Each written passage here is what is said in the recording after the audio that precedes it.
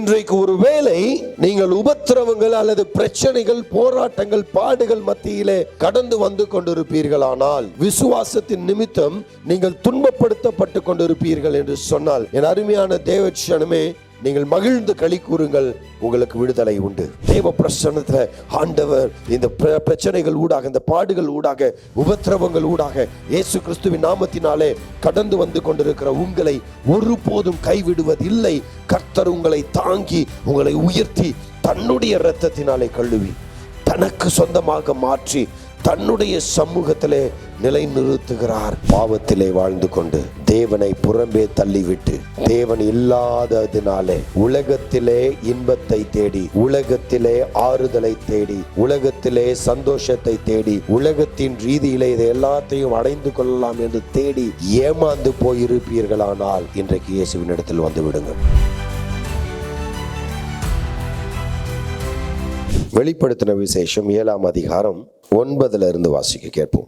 இவைகளுக்கு பின்பு நான் பார்த்தபோது, இதோ சகல ஜாதிகளிலும், கோத்திரங்களிலும், ஜனங்களிலும், பாஷைக்காரரிலும் இருந்து வந்ததும், ஒருவனும் எண்ணக்கூடாததுமான திரளான கூட்டமாகிய ஜனங்கள் வெள்ளை அங்கிகளை தரித்து, தங்கள் கைகளில் குருத்தோலைகளை பிடித்து, சிங்காசனத்திற்கு முன்பாகவும் ஆட்டுக்குட்டியானவருக்கு முன்பாகவும் நிற்க கண்டேன்.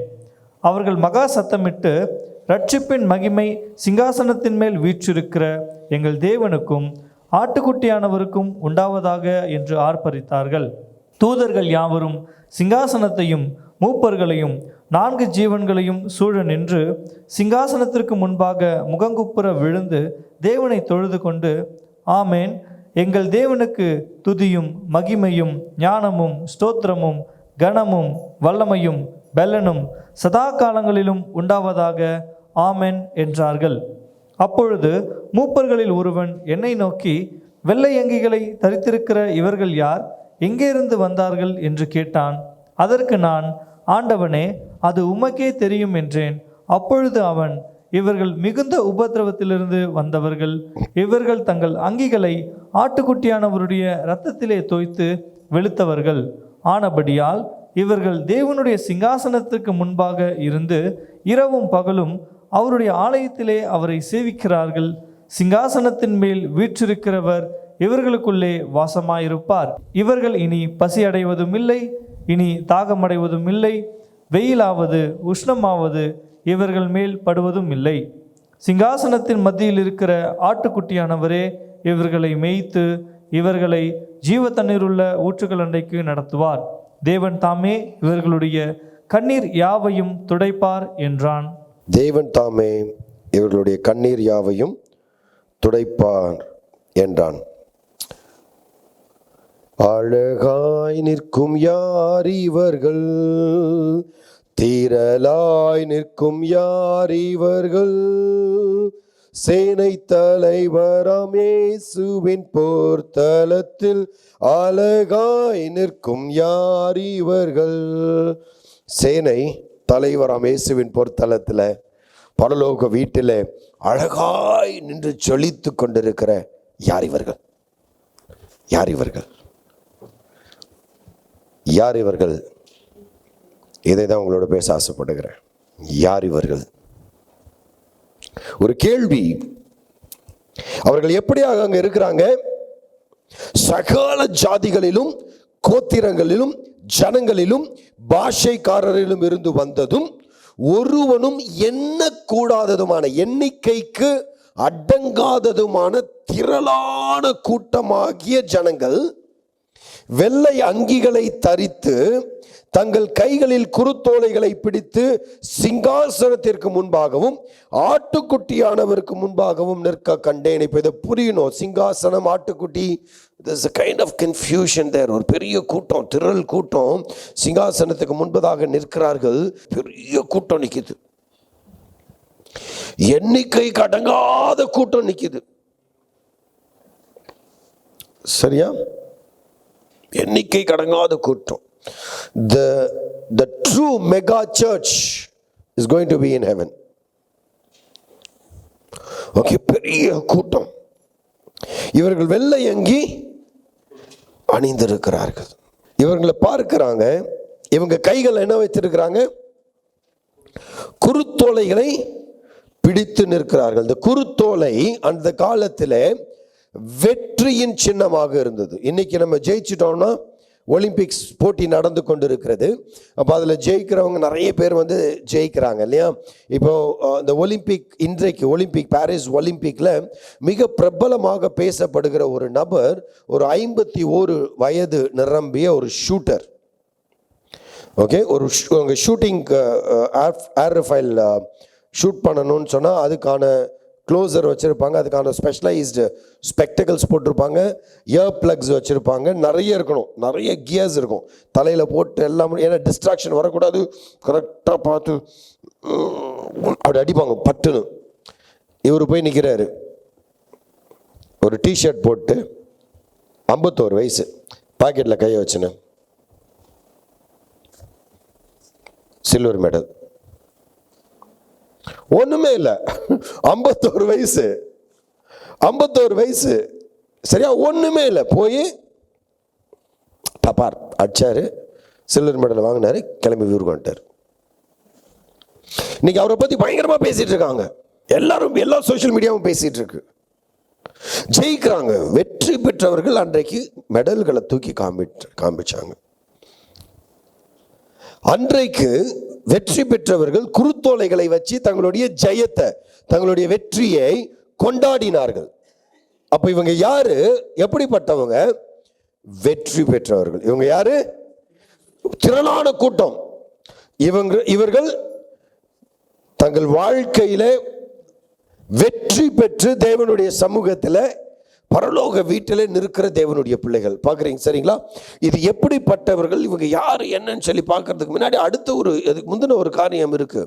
இது என்னன்னா, அங்கே ஒரு பிரம்மாண்டமான ஒரு மாளிகை அல்லது பரலோக அமைப்பு, அங்கே ஒரு பிரம்மாண்டமான சிங்காசனம், அதற்கு முன்பதாக பிரம்மாண்டமாக இருக்கக்கூடிய, அதாவது கிறிஸ்டல் போன்ற அப்படியே படிகாரம் போட அப்படி பளிச்சு இருக்கக்கூடிய காரியங்கள், 4 ஜீவராசிகள், 24 மூப்பர்கள், கோடான கோடி தூத கணங்கள் ஓயாமல் இவர் பரிசுத்தர் பரிசுத்தர் பரிசுத்தர்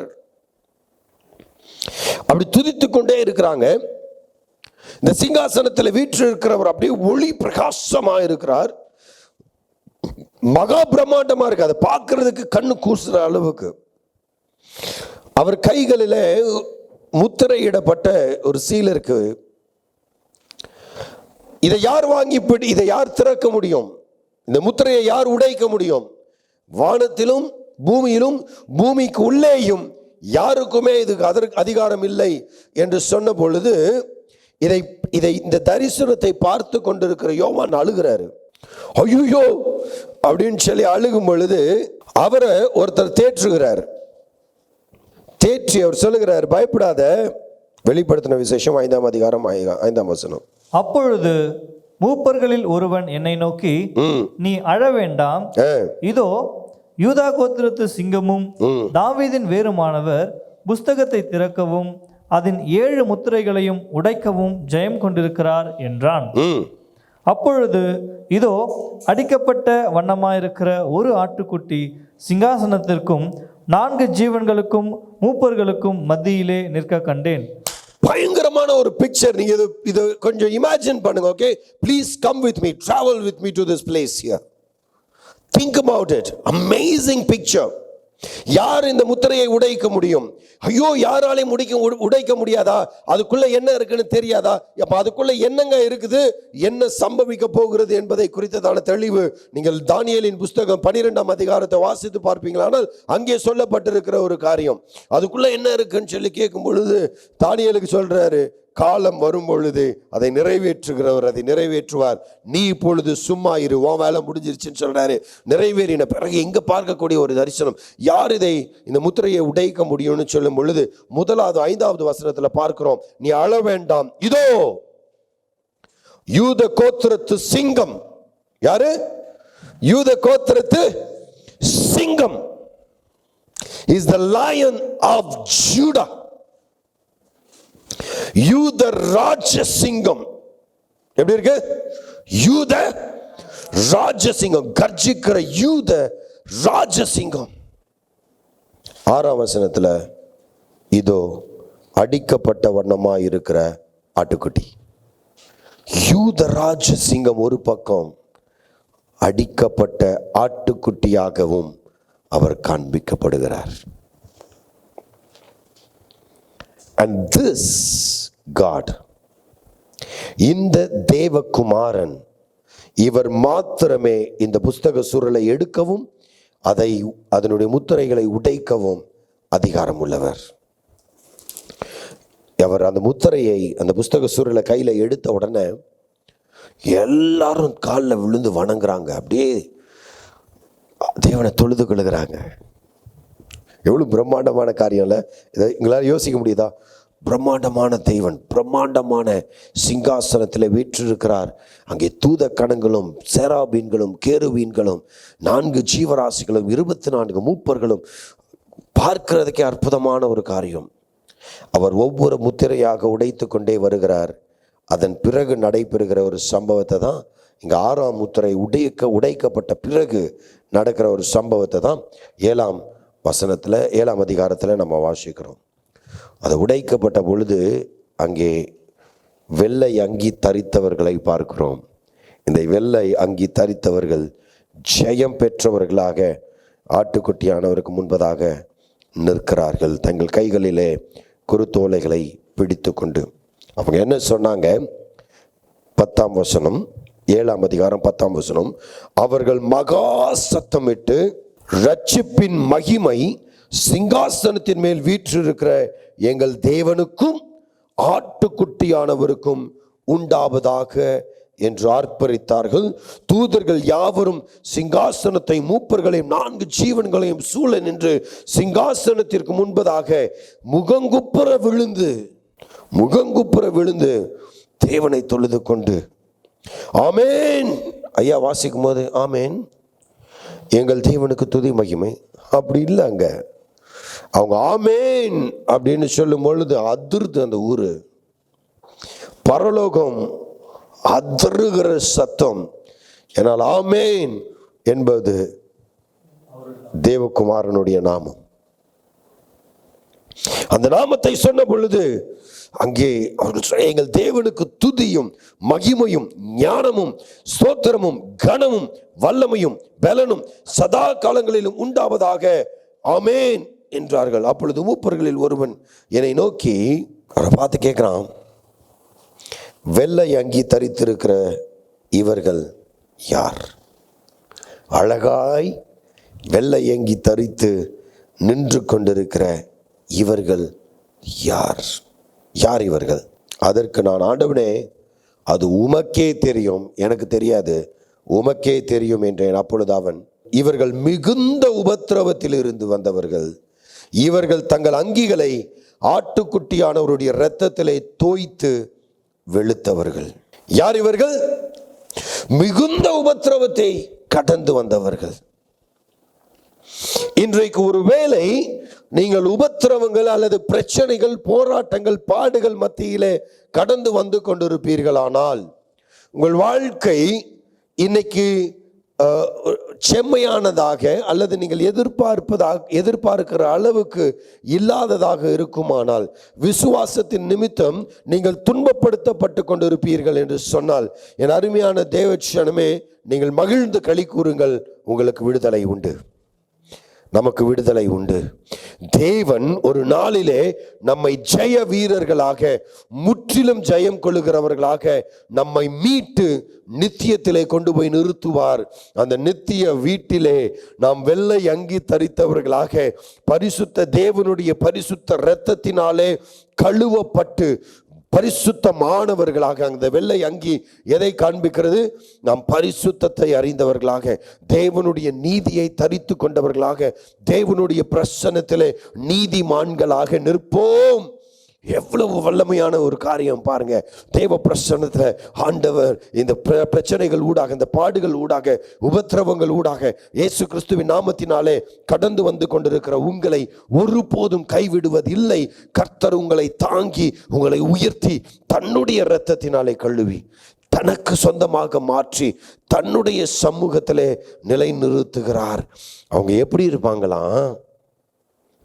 ஆனபடியால் இவர்கள் ஆட்டுக்குட்டியானவருடைய இரத்தத்திலே தங்களை தோய்த்து வெளுக்கப்பட்டவர்கள், இவர்கள் பரிசுத்தமானவர்கள், இவர்கள் நீதிமான்கள் ஆகனபடியால் இவர்கள் தேவனுடைய சிங்காசனத்திற்கு முன்பாக இருந்து இரவும் பகலும் அவருடைய ஆலயத்திலே அவரை சேவிக்கிறார்கள்.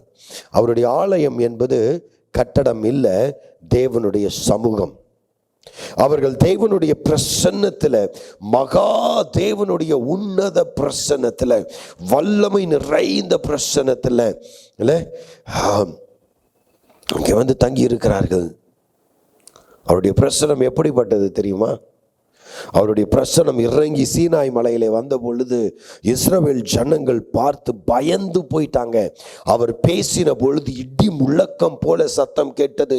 இதை பார்த்த இஸ்ரவேல் ஜனங்கள், இந்த மகிமையை பார்த்த இஸ்ரவேல் ஜனங்கள் மிரண்டு போயிட்டு மோசேயின் இடத்துல சொன்னாங்க, ஐயா, அவர் பேச வேண்டாம், அவர் பேசினால் நாங்கள் செத்து போவோம், நீர் எங்களோடு பேசும் என்று பயந்து போகிற அளவுக்கு மகா பிரம்மாண்டமான இந்த தேவ பிரசனம்.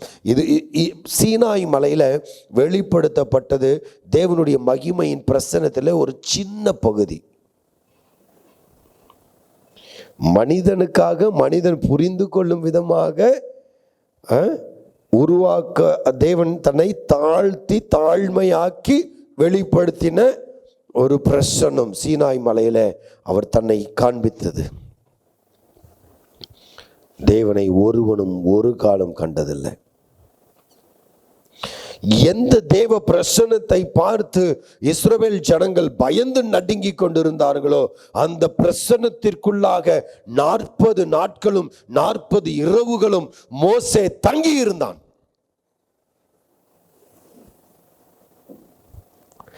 இந்த வல்லமையான ஒரு அனுபவத்தை மோசே பெற்றுக்கொண்டு கீழே வரும் பொழுது அவன் முகம் எப்படி இருந்ததுன்னா பிரகாசித்தது. எந்த அளவுக்கு பிரகாசித்தது? மக்கள் அவனை பார்க்க முடியாத அளவுக்கு அவன் முகம் பிரகாசித்தது. ஆகையினாலே அவன் முக்காடு போட வேண்டியதாக இருந்தது. அவன் தன் முகத்தையும் தன் தலையையும் மூட வேண்டிய நிலைமையில் அத்தனை பிரம்மாண்டமான பிரசனம். இந்த உலகத்திலே வந்து எந்த மனுஷனையும் பிரகாசிப்பிக்கிற ஒளியே அந்த மெய்யான ஒளி. அந்த மெய்யான ஒளி அன்றைக்கு சீனாய் மலையின் மேலே வெளிப்பட்ட அந்த ஒளி ஆட்டுக்குட்டியாகிய கர்த்தராகிய இயேசு கிறிஸ்துவிலே இந்த உலகத்திலே வெளிப்பட்டது. அதான் யோவான் எழுதுறாரு. யோவான் சுவிசேஷம் 1ஆம் அதிகாரம் 14ஆம் வசனத்தில் சொல்லுகிறார், அவருடைய மகிமையை கண்டோம், அது பிதாவுக்கு ஒரே பேரானவருடைய மகிமைக்கு ஏற்ற மகிமையாகவே இருந்தது. அவரை குழந்தையாக சிமியோன் கையில் தூக்கின பொழுது அப்படியே பாருகிறான். அந்த குழந்தைய அப்படி பார்த்த உடனே இரட்சணியத்தை என் கண்கள் கண்டது. நான் கொஞ்சி தவழுகிற குழந்தையை சிமியோன் பார்க்கல, இரட்சகரை பார்த்தான். இரட்சகரை பார்த்தார். அந்த இரட்சிப்புக்காக காத்திருக்கிறவர்கள் இரட்சிப்பை கண்டடைவார்கள். தேவனுக்காக காத்திருக்கிறவர்கள் தேவனை கண்டடைவார்கள். தேவனை தேடத்தக்க சமயத்திலே அவரை தேடுங்கள், அப்பொழுது நிச்சயமாய் அவரை கண்டடைவீர்கள். அவர் யாருக்கெல்லாம் தன்னை வெளிப்படுத்துகிறாரோ அவர்கள் கிறிஸ்து அண்டை நெருங்கி வரும் பொழுது உபத்திரவங்கள் உண்டு, பாடுகள் உண்டு, பிரச்சனைகள் உண்டு. இல்லை, தொடர்ந்து உபத்திரவம் நெருக்கி கொண்டே இருக்கிறது. ஆனால் ஒரு நாளிலே தேவ பிரசன்னத்தில் அவருடைய இரத்தத்தினாலே வெளுக்கப்பட்ட பரிசுத்தவான்களாக அவருடைய சமூகத்தில் நிற்போம். இந்த நம்பிக்கை உள்ளவர்கள் இங்கே இருக்கிறீங்க நம்புகிறேன். நான் வெளுக்கப்பட்டவர்களாக, நம்ம அசிங்கத்தோடு இல்லை. நிறைய பேர் நம்மளை குற்றப்படுத்தி இருப்பாங்க, நிறைய பேர் நம்மளை குறை சொல்லுகிறவர்களாக இருப்பாங்க, நிறைய பேர் நம்மளை மூஞ்சிக்கு நேரம் கையை காட்டுறவங்களாக இருப்பாங்க, சிலர் நமக்கு முதுகுக்கு பின்பாக போய் பேசுகிறவர்களாக இருப்பாங்க. இதெல்லாம் இல்லை. தேவன் தன்னிடத்தில் வருகிறவர்களை நான் ஒருபோதும் புறம்பே தள்ளுவதில்லை என்று சொன்ன தேவன், அவரை தேடி வருகிறவர்களை தேடி அரவணைக்கிற தேவன். கெட்டகுமாரன் கதையில் வாசிக்கிறோம். இது கெட்டகுமாரன் சொல்லி சொல்லி நம்ம வாயில அதை அப்படி சொன்னாதான் புரியுன்ற லெவலுக்கு கொண்டு வந்திருக்காங்க. இல்லை, அந்த குமாரன் வருகிறான், தன் அப்பாவுடைய ஆஸ்தியை வேசிகள் இடத்துல செலவழித்து போட்டு துன்மார்க்கமாய் வாழ்ந்து மனம் உடைந்து போய் இல்லை தப்பு பண்ணி கெடுத்து போட்டு வாழ்க்கையை சின்னாபின்னமாக்கி விட்டு இல்லை பன்றி சாப்பிடுகிற உணவுக்காக அலைந்து திரிந்தவன், ஐயோ நான் எங்கள் அப்பா கிட்ட போனால் நல்ல வாழ்க்கை கிடைக்கும் என்று அப்பா கிட்ட திரும்பி வர்றான். அப்பா எப்படி காத்துட்ருக்கிறாரு? தூரத்தில் பார்த்தாரு பிள்ளைய. அழுக்கு பண்ணி மேய்த்து கொண்டிருந்தவன், பன்றிகளோடு இருந்தவன், பன்றிகளுடைய தவிட்டை சாப்பிட்றதுக்கு ஆசைப்பட்டவன், அலங்காரமாலாம் இல்லை, இங்கே அலங்காரமாக இருந்தவன் அசிங்கமாக இருக்கிறான். அவனை பார்த்த அப்பா அழுக்கோட கந்தையோட நாற்றத்தோட துர்குணத்தில் உடைந்து போன அவனை தூக்கி எரியலை. தூரத்தில் மகன் வருகிறதை பார்த்தார், ஓடி போய் கட்டி அணைத்து கொண்டார். நீ அப்பா கிட்ட வந்தா அப்பா அவனை கட்டி அணைத்துக் கொள்வார். நீ பாவத்திலே உழண்டு கொண்டு பாவத்திலே இருந்து கொண்டு ஆண்டவர் வரணும், ஆண்டவர் உதவி செய்யணும், ஆண்டவர் ரட்சிக்கணும், ஆண்டவர் இதை பண்ணணும், ஆண்டவர் அதை பண்ணணும், ஒன்னும் கிடைக்காது, ஒன்னும் கிடைக்காது. இது பகல் கனவு. நீ சும்மா கனவு கண்டுட்டு உட்காந்துருக்கலாம். இன்னும் ஒரு சிலர் நினைக்கிறோம், ஆண்டவர் எனக்கு இதை செஞ்சுட்டா இயேசுவை ஏத்துப்பேன், ஆண்டவர் இதை பண்ணிட்டா நான் அதை பண்ணிடுவேன், ஆண்டவர் இதை செஞ்சுட்டா. அவர் தன் ஜீவனை கொடுத்தார், வேற என்ன கொடுக்கணும் உங்களுக்கு? தன்னையே பலியா கொடுத்தார். இவ்வளவு வல்லமை நிறைந்த தேவன், இவ்வளவு மகா பெரிய தேவன், இவ்வளவு பிரம்மாண்டமானவர், இவ்வளவு ஆற்றல் உள்ளவர், நிறைய பெரிய லிஸ்ட் இருக்குது. அவர் மகிமையும், நல்ல வாசிங்க, தேவனுக்கு துதியும் மகிமையும் ஞானமும் ஸ்தோத்திரமும் கனமும் வல்லமையும் பலனும் சதா இவ்வளோ உடைய தேவன் உங்களுக்காக எனக்காக நிர்வாணமா கல்வாரி சிலுவையில தொங்கினார். கனம் மகிமை மகத்துவம் நிறைந்தவர். அவர் எந்திரிச்ச உடனே 24 மூப்பர்களும் சாஸ்திராங்கமா கீழே விழுறான். இத்தனை பெரிய தெய்வன்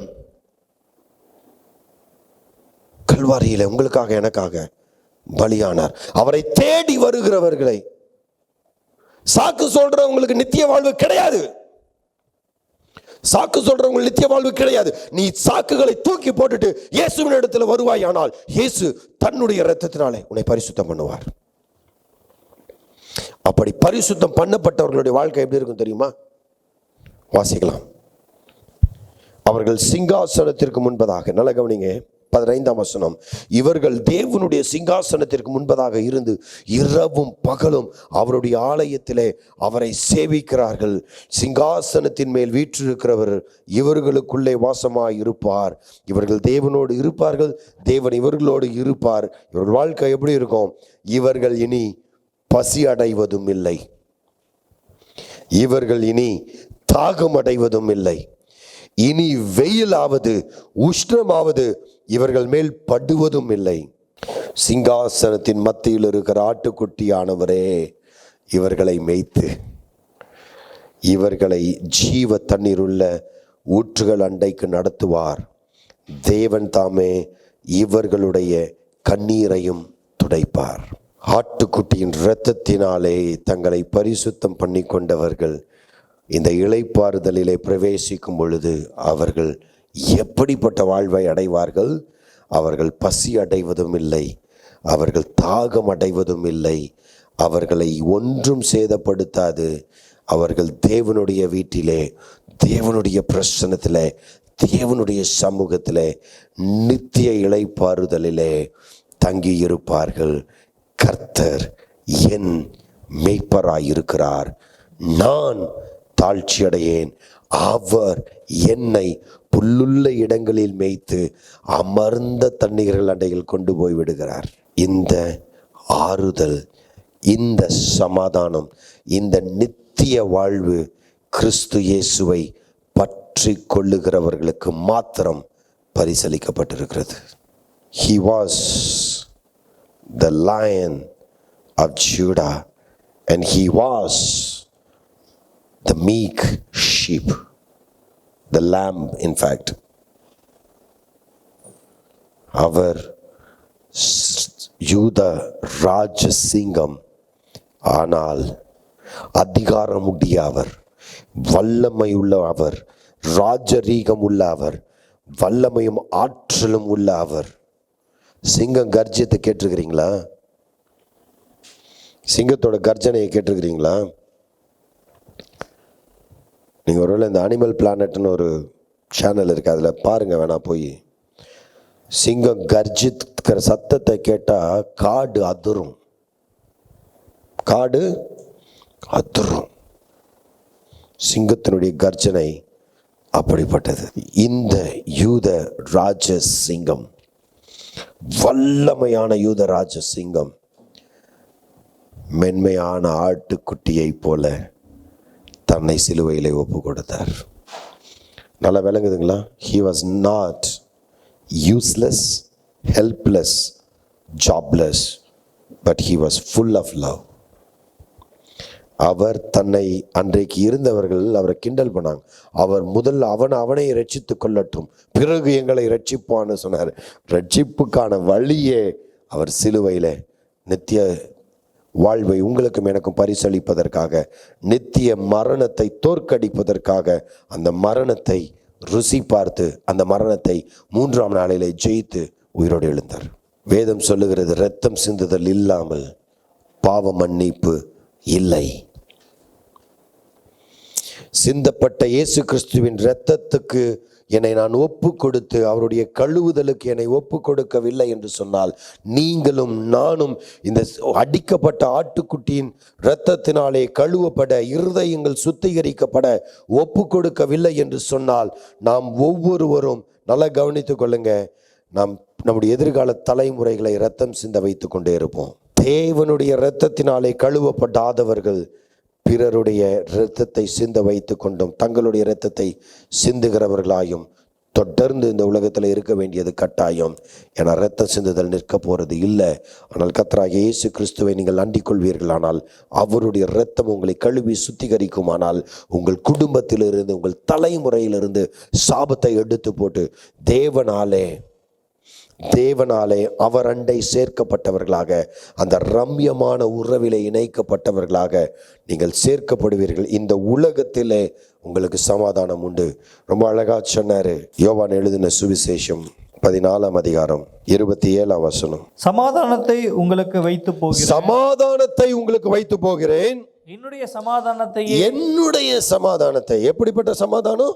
எதுக்கு சமாதான குறைச்சல் ஏற்படுதுன்னு எனக்கு தெரியல. சில நேரங்களில் மன அழுத்தம் வரும், சில பிரச்சனைகள் நம்மை தாக்கலாம். இன்னைக்கு தேவையில்லாமல் உணர்ச்சி வசப்படுகிறவர்களாக வாழ்ந்து கொண்டிருக்கிறோம். இல்லை, என்னுடைய போராட்டம் நித்தியத்துக்கான போராட்டமாக தெரியலைங்களே இன்னைக்கு. இல்லை, எதுக்கு போராட்டம்? மொபைல் ஃபோன் வந்துட்டா சமாதானம் கட்சிடும். அந்த மொபைல் ஃபோன் ஹேங் ஆச்சுன்னா காலினி. இல்லை, ஆண்ட்ராய்டு ஃபோன் வேணாம், ஐஃபோன் வாங்கணும். அது சூடாச்சுன்னா ஓமண்ட சூடாகுது.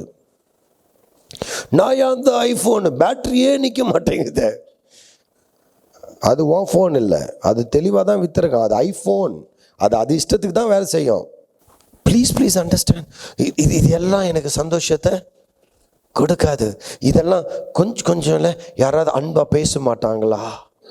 ஒரு காலத்தில் அலைஞ்சேன், யாராவது தம்பி சாப்பிட்டியான்னு கேட்டுற மாட்டாங்களா? நல்லா இருக்கியாடா அப்படின்னு ஒரு வார்த்தை யாராவது கேட்க மாட்டாங்களான்னு அன்புக்காக தவித்து அழிந்து கொண்டிருந்தேன். இயேசுவின் அன்பை நான் கண்டு கொள்ளும் வரை, இயேசுவின் அன்பு வந்த பிறகு கேட்டா கேளு, கேட்கலைன்னா போ. ஏன் தெரியுங்களா? இப்ப வாசிங்க தம்பி அந்த வசனம். சமாதானத்தை உங்களுக்கு வைத்து போகிறேன், சமாதானத்தை உங்களுக்கு வைத்து போகிறேன், என்னுடைய சமாதானத்தை. ஐயா, என்னுடைய சமாதானத்தை உங்களுக்கு வைத்து போகிறேன். உலகம் கொடுக்கிற பிரகாரமான டெம்பரவரி சந்தோஷம் சமாதானம் இல்ல சாமி, நான் உங்களுக்கு கொடுக்கிறதில்லை. உங்கள் இருதயம் கலங்காமலும் பயப்படாமலும் இருப்பதாக ஆண்டவர் சொல்றாரு. பயப்படாத, கலங்காத அப்படின்னா நம்ம வேற ரூட்ல போயின்னு இருப்போம். என்னுடைய சமாதானத்தை கொடுக்குறேன். உங்களுக்கு எது சமாதானம் வேணும்? உங்களுக்கு எப்படிப்பட்ட வாழ்க்கை வேணும்? இன்றைக்கு எந்த வாழ்க்கையை நோக்கி நீங்கள் பயணம் செய்து கொண்டிருக்கிறீங்க? சற்று யோசிச்சு பாருங்க. God is giving you a peaceful shalom பரிபூரண வாழ்க்கை. சமாதானம்னு சொல்லும்போது ஒருவேளை நம்ம டக்குன்னு அப்படியே அமைதியா இருக்கும். அந்த சமாதானம் இல்லை, பரிபூரணமான வாழ்வு. தேவன் அந்த பரிபூரண வாழ்வை பரிசளிக்கிறார் இந்த உலகத்துல. யோவான் 16:33, என்னிடத்தில் உங்களுக்கு சமாதானம் உண்டாயிருக்கும் பொருட்டு இவைகளை உங்களுக்கு என்னிடத்தில் உங்களுக்கு சமாதானம் உண்டாயிருக்கும் பொருட்டு இவைகளை சொன்னேன். நல்லா கவனிக்கிறீங்களா? யாருக்கிட்ட சமாதானம் கிடைக்கும்? இயேசுவின் இடத்துல உங்களுக்கு சமாதானம் கிடைக்கும். இந்த உலகத்திலேயே நம்ம நித்தியத்தில் அவர் என்னெல்லாம் செய்வார்னு பார்த்துட்டோம். இந்த உலகத்தில் அவர் என்ன செய்கிறார்? நான் இந்த உலகத்தில் சொல்ல என்னுடைய சமாதானத்தை விட்டு போகிறேன், உலகம் கொடுக்குற மாதிரி இல்லை, நீ பயப்படாத கலங்காதேன்னு சொல்லிட்டு இங்கே சொல்றாரு, என்னிடத்தில் உங்களுக்கு சமாதானம் உண்டா. If you are looking for சமாதானம் outside Jesus Christ, you will be cheated. இயேசுவுக்கு வெளியே, இயேசு கிறிஸ்துவுக்கு வெளியே நீங்க சமாதானத்தை தேடி ஏமாந்து போக வேண்டாம் என்று உங்களை அன்பாய் கேட்டுக்கொள்கிறேன். இயேசுவுக்கு வெளியே சந்தோஷத்தை தேடாதீங்க, ஏமாந்து போவீங்க. ஏன்னா இயேசுவுக்கு வெளியே என்ன தெரியுமா இருக்கு? என்னிடத்தில் உங்களுக்கு சமாதானம் உண்டாயிருக்கும் போட்டு உங்களுக்கு சொன்னேன். உலகத்தில் உங்களுக்கு உபத்திரவம் உண்டு. உலகத்தில் உங்களுக்கு உபத்திரவம் உண்டு, ஆனாலும் திடன் கொள்ளுங்கள், நான் உலகத்தை ஜெயித்தேன், நீங்களும் என்னோட உலகத்தை ஜெயிப்பீர்கள். ஜெயம் கொள்ளுகிறவர்கள் அந்த நித்திய வீட்டிலே வெள்ளை அங்கி தனித்தவர்களாக ஆட்டுக்குட்டியானவருடைய பிரசனத்துல சிங்காசனத்திற்கு முன்பதாக என்றென்றைக்கும் சதா காலங்களிலும் வீற்றிருப்பார்கள். அங்கே அழுகை இல்லை, அங்கே கண்ணீர் இல்லை, அங்கே துக்கம் இல்லை, அங்கே பசி இல்லை, அங்கே வியாதி இல்லை, அங்கே தாகம் இல்லை, அங்கே தவிப்பு இல்லை, அங்கே கவலை இல்லை. என் இயேசுவின் பிரசன்னத்தில் தேவனுடைய சமூகத்தில் நித்திய இளைப்பாறுதலிலே வாழும்படியான பேரின்ப வாழ்க்கையை கர்த்தர் உங்களுக்கு பரிசளிக்கிறார். அந்த வாழ்க்கைக்குள்ளாக இந்த உலகத்திலே உங்களோடு கூட இருந்து, என்னோடு கூட இருந்து, நம்மோடு கூட இருந்து நம்மை நடத்துகிறவரும் அவரே. அவர் சமாதானத்தின் தேவனாக இருக்கிறார். சமாதான பிரபு என்பது அவருடைய பெயர். இன்றைக்கு தவித்து கொண்டு இருக்கிறீங்களா? வேதனையில் இருக்கிறீங்களா?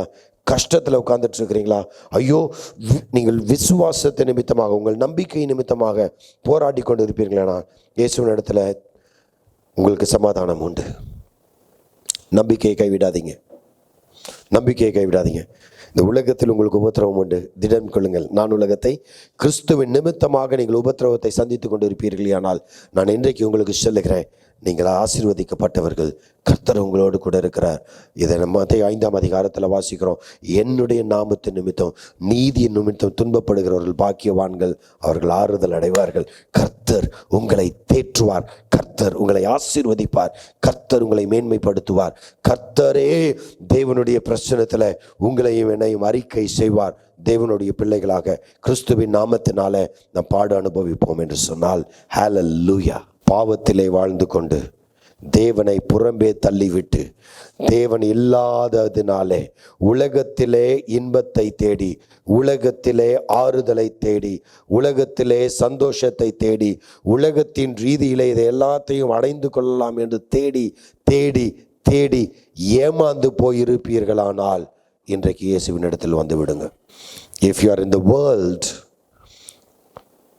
and being cheated by the world, it's time for you to come to the faithful Savior who can redeem you, who can save you and give you eternal rest. Would you please come to him? அவர் இடத்துல வருவீர்களா? தலைகளை தாழ்த்தி ஜெபிக்கலாம். நல்ல இயேசுவே,